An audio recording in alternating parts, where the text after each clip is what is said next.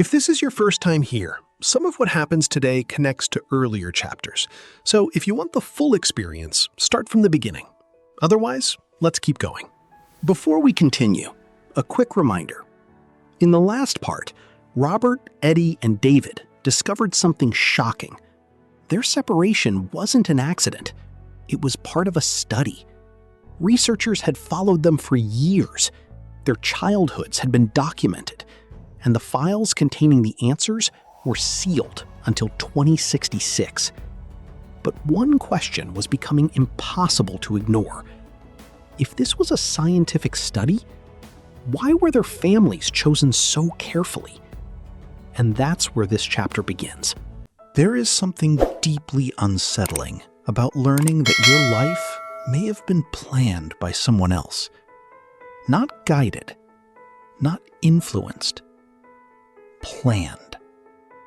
Where you would grow up, who would raise you, what opportunities you would have, what kind of world you would experience.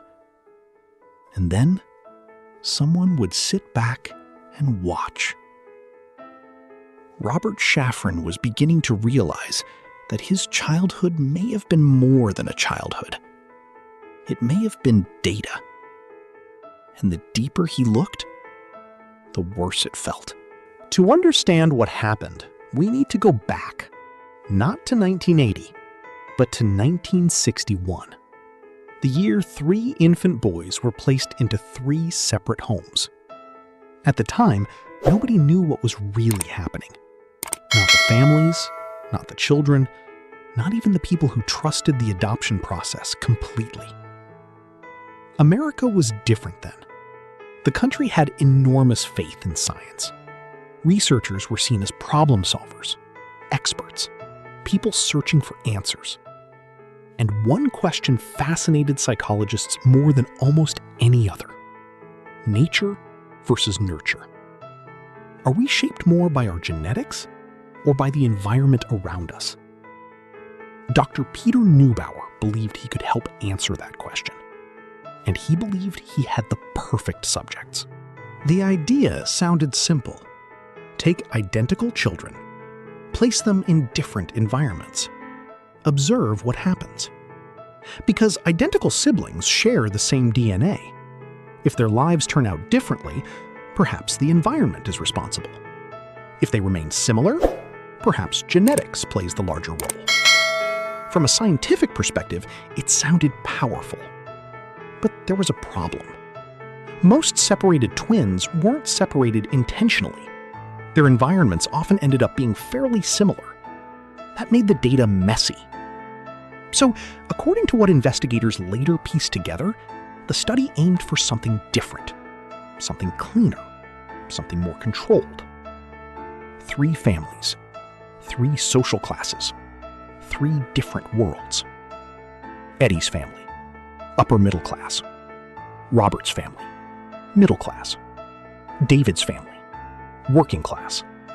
Same genetics, different environments. And suddenly the pattern became difficult to ignore. This wasn't random. It looked designed. The more people learned about Louise Y's services, the more troubling the picture became. The agency had a strong reputation. Families trusted it. Parents believed they were working with professionals who had children's best interests at heart. And that trust became the foundation of everything. The adoptive families were told their children would participate in a developmental study. Researchers would occasionally visit, observe, ask questions, track progress. Nothing unusual, nothing alarming. At least, that's what they believed. What they were never told was the most important detail of all. Their child had identical siblings, and those siblings had been deliberately placed somewhere else. The entire study depended on that secret, and the secret lasted 19 years. When the truth began reaching the families, the emotional impact was enormous. Every memory changed. Every visit from a researcher suddenly looked different. Every notebook, every observation, every question. It all meant something else now. Eddy's parents were devastated. They had welcomed researchers into their home for years, trusted them, cooperated with them, only to learn later that their son had brothers they never knew existed. The feeling wasn't confusion, it was betrayal. Robert's family reacted differently. They wanted explanations, clear answers, simple honesty. Who approved this? Why was it necessary? Who decided these boys should grow up apart? But answers never came. Only more silence. For David's family, another detail was hard to ignore. The study had effectively assigned each child to a category: upper class, middle class, working class. Someone had made that decision before the boys could even speak, before the families had ever met them, before anyone could know who they would become. And that realization carried its own weight. As journalists continued investigating, more information surfaced. Researchers had visited regularly, conducted assessments, recorded observations, filmed the children, year after year. Infants, toddlers, school-age children, teenagers. Entire childhoods documented. And throughout all those years, nobody told them the truth. One detail especially stayed with Robert: the toys. Researchers sometimes brought identical toys to each home. The same toy, to 3 different boys, in 3 different houses. And then they watched. They took notes. They compared reactions, compared behavior, compared development. Robert couldn't stop thinking about it. Because somewhere else, his brothers were playing with the exact same toy, at nearly the same age, under the eyes of the same researchers. And none of them knew the others existed. The more Robert thought about it, the more disturbing another fact became. The brothers weren't separated by continents, or even by opposite sides of the country.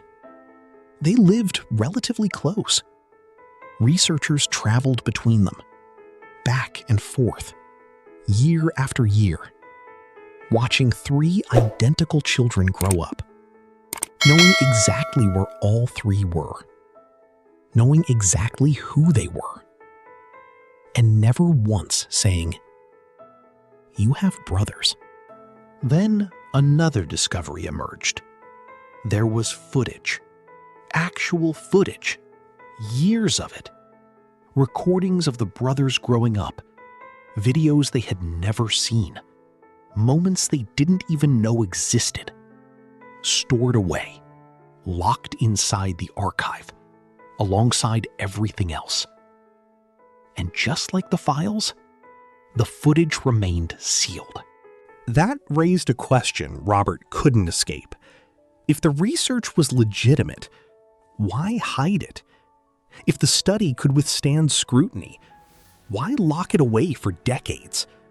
Why make sure almost everyone involved would be gone before the public could see it? What exactly was inside those files? And more importantly, what did the researchers learn? Because the story was beginning to point towards something else, something deeper than the separation itself. The evidence suggested that not all 3 brothers experienced childhood in the same way, and the researchers knew that. The question was, what did they see? And why did they keep watching? And that's where we'll leave this chapter. More is coming, and I'll see you in the next one.